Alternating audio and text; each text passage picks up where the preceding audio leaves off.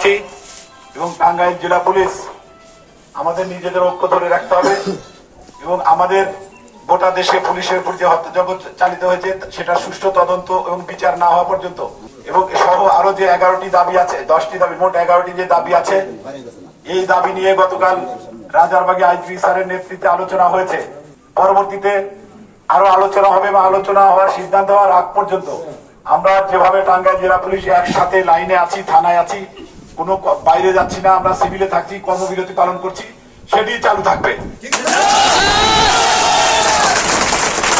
আমরা আমাদের নিরাপত্তা নিয়ে যেমন ভাবে পুলিশ লাইন্স এবং থানায় অবস্থান করছি এমন ভাবে অবস্থান করব।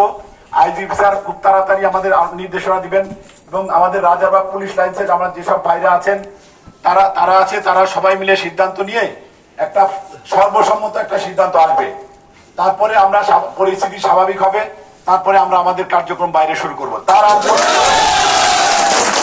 পর্যন্ত আমরা লাইনে আছি, পুলিশ লাইনে আছি, থানায় আছি, যেভাবে আছি সেভাবেই থাকবো। কিন্তু আমাদের এই ঐক্যে, টাঙ্গাইল জেলা পুলিশের ঐক্যে অনেকে ঈর্ষান্বিত, অনেক মিডিয়া ঈর্ষান্বিত, বিভিন্নভাবে বিকৃত ভাবে আমাদের বিরুদ্ধে খবর প্রচার করছে, এগুলো থেকে আমাদের বিরত থাকতে হবে। আমাদের কোনোভাবেই আমাদের ঐক্য নষ্ট করা যাবে না। এই মুহূর্তে, এই বিশেষ একটি পুলিশের একটি বিপদের মুহূর্তে আমরা টাঙ্গাইল পুলিশ যেভাবে ঐক্যবদ্ধ হয়ে থাকতে পেরেছি সবাই একসাথে, অনেক জায়গায় কিন্তু এটি নেই। আমার ভাইয়ের রক্ত